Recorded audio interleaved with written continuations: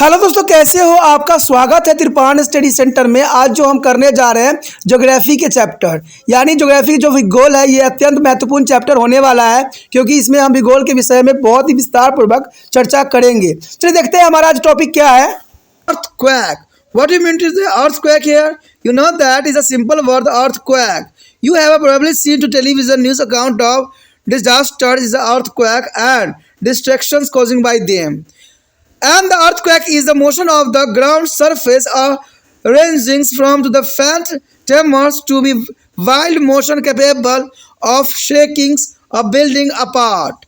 The earthquake is a form of energy for wave motion and transmitted through their surface layer of earth. There is the most important surface here layers of the earth. All the earthquakes are not be same is intensities. There is the most important. There is not a same is the intensity. Some of them are very sharp and the others very mild, and still other are not even to notice. The major and strong earthquakes are only a few. Through our earth is experience is a many earthquakes every day. However, the frequency of earthquake vary largely for a place to place. The network of the seismographic station all over the world record dozens of earthquakes every day. But occurrence observed to the earthquake is limited to a few regions.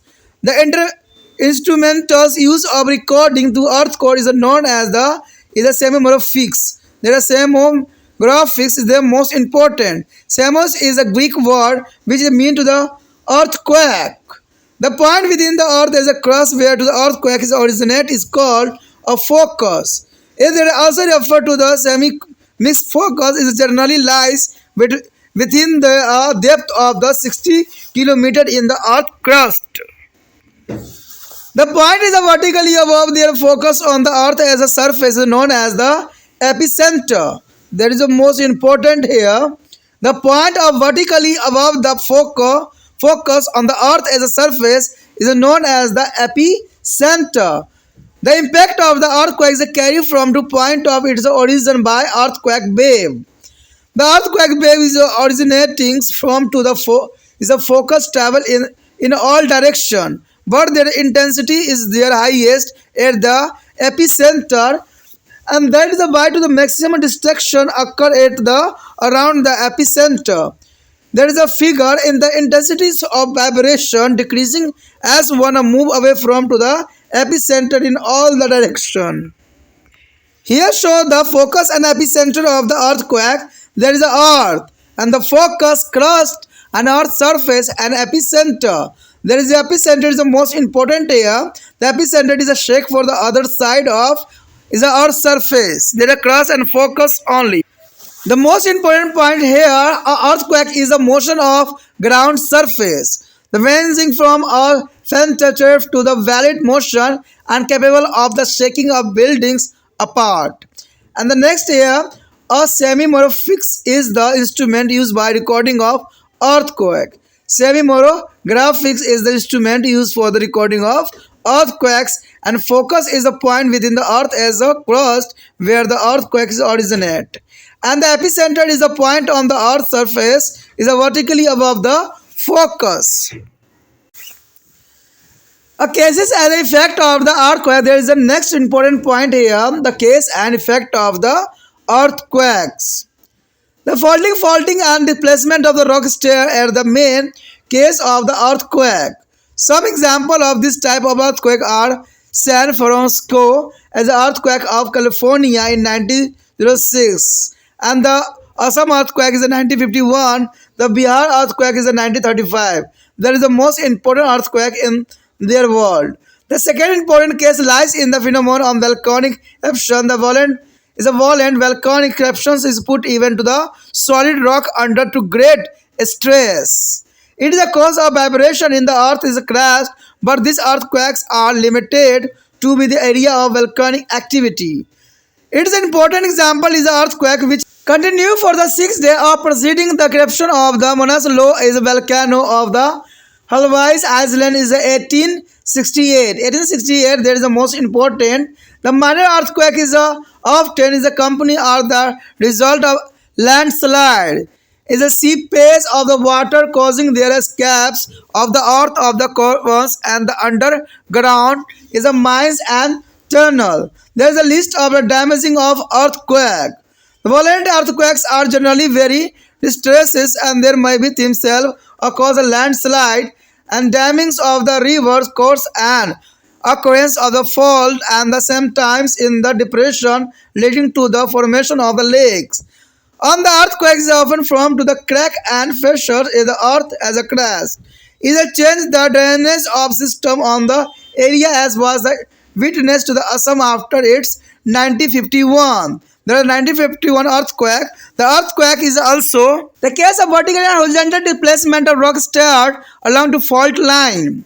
They prove most are catastrophic and devastating when their cause of fire and the semi-max sea waves. So the tidal waves is called tsunami, and these waves may be a wash away of coastal cities.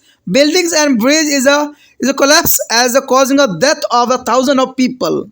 Line of transport communication of electrical transmissions get a drifted there after effect to the earthquake and spread of the epidemic like a cholera. That is the most important. The effect of line transport communication of electric transmitter is a disrupted and this effect to the earthquake is spread to the epidemic like a cholera. There is the most important. हमारा जो यहाँ पर अत्यंत महत्वपूर्ण topic आया है भूकंप। देखिए भूकंप क्या है। भूकंप तो बहुत ही साधारण शब्द है जिसको हर एक व्यक्ति को पता होता है कि भूकंप क्या होती है। यानी आपको पता है घर में हम सोए रहते हैं और अचानक हमारे घर में जितने भी सामान होते हैं वो हिलने लग जाते हैं, उसे हम क्या कहते हैं, भूकंप कहते हैं। सारे सामान जो है कांपने लग जाते हैं, हम लोग डर जाते हैं, हम लोग घर छोड़ के भागने लग जाते हैं। तो ये जनरली जो है आए दिन होता ही रहता है। और ये भी जो है ज्योग्राफी भी यही बात बताती है कि भूकंप की प्रक्रिया जो होती है तीव्र होती है, कम तीव्र होती है और बिल्कुल ही शांत भी होती है। तो भूकंप जो है हमेशा प्लेट की खिसकना जारी रहता है। आपने शायद दूरदर्शन के समाचारों में भूकंप से होने वाले विनाश के विषय में सुना भी होगा और ये बहुत बड़ी विनाशक लीला भी रचती है। भूपृष्ठ के हिलने या कांपने को ही भूकंप कहते हैं। जनरली लैंग्वेज में देखा जाए तो भूपृष्ठ के हिलने या कांपने को ही भूकंप कहते हैं। ये हल्के से कंपन से लेकर भवनों को तेज हिलाकर रख देने वाले होते हैं। यानी काफ़ी हिलाकर रख देने वाले होते हैं। भूकंप और लहरों की गति की जो है ऊर्जा का एक रूप है जो पृथ्वी की धरातलीय परत से जो है संक्षेपित होती है, जो कि काफ़ी इंपॉर्टेंट है। कहते हैं सभी भूकंप सामान्य तीव्र वाले नहीं होते हैं। भूकंप जो होते हैं सभी तीव्र वाले नहीं होते हैं। इनमें से कुछ भूकंप बहुत भयंकर भी होते हैं तो कुछ हल्के होते हैं तो कुछ शेष कुछ का पता भी नहीं चलता है। ठीक है, ये भयंकर या अधिक तीव्रता वाले भूकंप गिने चुने होते हैं। यद्यपि हमारी पृथ्वी पर प्रतिदिन भूकंप आते ही रहते हैं लेकिन उनकी बारंबारता में स्थान बहुत अंतर पाया जाता है। यानी देखा जाए तो भूकंप का केंद्र जो है सदैव बनी रहती है लेकिन इनका अलग अलग स्थान पर बहुत ही अंतर पाया जाता है। सारे संसार में फैला भूकंप मापी केंद्र का जाल जो है प्रतिदिन दर्जनों भूकंप के अलेखित करता है। लेकिन भूकंप जो है भयंकर भूकंप कुछ ही क्षेत्रों में आते हैं। भूकंप जो है मापने वाले यंत्र को भूकंप मापी जो है सेमोग्राफ यंत्र कहते हैं। यानी भूकंप मापी यंत्र को हम सेमोग्राफ कहते हैं और सेमोस ग्रीक भाषा का शब्द है जिसका अर्थ ही होता है भूकंप। अब देखिए आंतरिक बलों द्वारा जो है भूपृष्ठ के कंपन को हम भूकंप कहते हैं और भूकंप मापी एक यंत्र है जो भूपृष्ठ के कंपन को आलेखित करता है, जो कि बहुत काफ़ी जरूरी भी है। भूपृष्ठ में स्थित वह बिंदु जहां भूकंप आरंभ होता है उसे भूकंप केंद्र कहा जाता है। यानी भूपृष्ठ में स्थित वह बिंदु जहां से भूकंप आरंभ होता है उसे हम भूकंप केंद्र कहते हैं। सामान्यतः यह केंद्र जो है भूपृष्ठ में जो है 60 किलोमीटर गहराई के आसपास स्थित होती है। भूकंप केंद्र के ठीक ऊपर पृथ्वी के धरातल पर जो स्थान होती है उसे हम अधिकेंद्र कहते हैं। भूकंप का जो है प्रभाव उसके उद्गम बिंदु से तरंगों द्वारा ले जाया जाता है और ये भूकंपीय तरंगे जो होते हैं भूकंप केंद्र से पैदा होकर सभी दिशाओं की ओर चलती है। लेकिन उनकी तीव्रता जो है अधिकेंद्र पर सबसे अधिक होती है। यही कारण है कि अधिकेंद्र के चारों ओर फैले क्षेत्र पर जो है विनाश सर्वाधिक होता है। कंपन की तीव्रता अधिकेंद्र के चारों ओर दूर जाने पर क्रमशः कम होती चली जाती है, जैसे कि यहाँ पर चित्र में भी दिखाया गया है। इस चित्र में आप साफ समझ सकते हो कि जहाँ अधिकेंद्र बना हुआ है वहाँ से कंपन शुरू होती है और ये भूकंप केंद्र जो है उसके आगे जो है ये चलती ही चली जाती है। यानी भूपट्टी के क्षेत्र में जो है जहाँ जहाँ इसकी कंपन जाएगी वहाँ वहाँ जो है ये विनाश लीला खेलेगा। तो इसी तरह से जो है आप डायग्राम के रूप में दिखा सकते हो कि यह भूकंप या भूकंप केंद्र या अधिकेंद्र कैसे दर्शाए जाने की जो प्रावधान है। तो ये डायग्राम बहुत ही काफ़ी इंपॉर्टेंट और विस्तृत है। कहते अगर देखा जाए तो कहते भूकंप पृथ्वी के धरातल का कंपन है जो हल्के से कंपन से लेकर भवनों को तेज हिलाकर रख देने वाले भी हो सकते हैं। कहते भूकंप इतना भयंकर होता है कि शहर के शहर जो है धराशायी हो जाता है। कहते हैं इसका जो है भुज यानी जो है गुजरात में सबसे बड़ा भूकंप आया था, इसका शायद आपको अंदाज़ा हो। कहते भूकंप मापने के लिए जो है भूकंप मापी जो है सिस्मोग्राफ यंत्र का उपयोग किया जाता है जिससे हम भूकंप मापते हैं। भूकंप केंद्र जो है भूपृष्ठ में वह बिंदु होता है जहां से भूकंप आरंभ होती है। कहते हैं अधिकेंद्र धरातल पर वह बिंदु होता है जो भूकंप केंद्र के ठीक ऊपर होता है। तो ये सारी बातें अत्यंत महत्वपूर्ण है जो कि एग्जाम व्यू से भी इम्पोर्टेंट रखता है। कहते हैं भूकंप के कारण और प्रभाव। देखिए भूकंप के क्या कारण हो सकते हैं और क्या इसका प्रभाव हो सकता है। भूकंप आने का प्रमुख कारण वलयन भ्रष्ट जो है शेल सतरों का खिसकना होता है।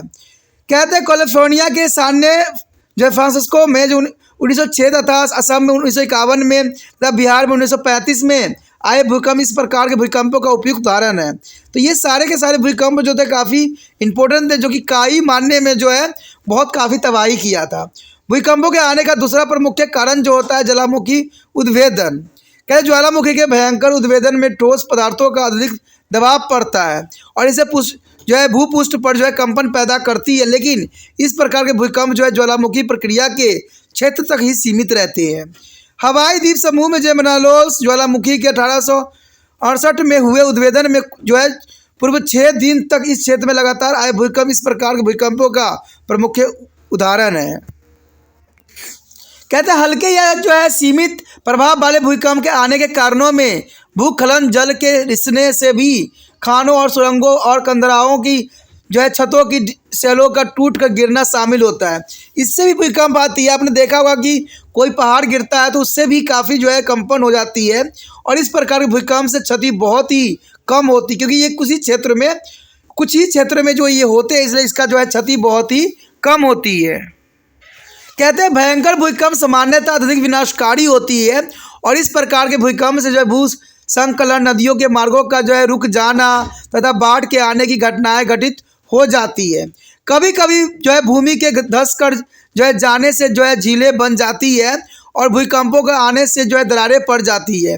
इसके कारण नदियों के मार्ग बदल जाते हैं जैसा कि असम के जो है 1951 में भूकंप के कारण हुआ था। भूकंप के कारण दरारें रेखा के साथ शैल स्तर रूप नीचे अथवा क्षैतिज दिशा में खिसक जाते हैं। जब इनसे आग लग जाती है या ज्वारीय तरंगें पैदा होती है तब ये भूकंप अत्यधिक विनाशकारी होते हैं और इन ज्वारीय तरंगों को जो है सुनामी का नाम भी दिया गया है। इन तरंगों से जो है तटीय नगर बह जाते हैं। भूकंप के आने से मकान व पुल टूट जाते हैं जिससे हजारों व्यक्तियों की मृत्यु हो जाती है और यातायात, संचार, बिजली के तार की लाइनें टूट जाती है और भूकंप का अंतिम परिणाम हैजा जैसी बीमारियों का होता है जहां लाखों के तादाद में जो है जीव जंतु मर जाते हैं और वहां पर हैजा होना एक स्वाभाविक बात बन जाती है।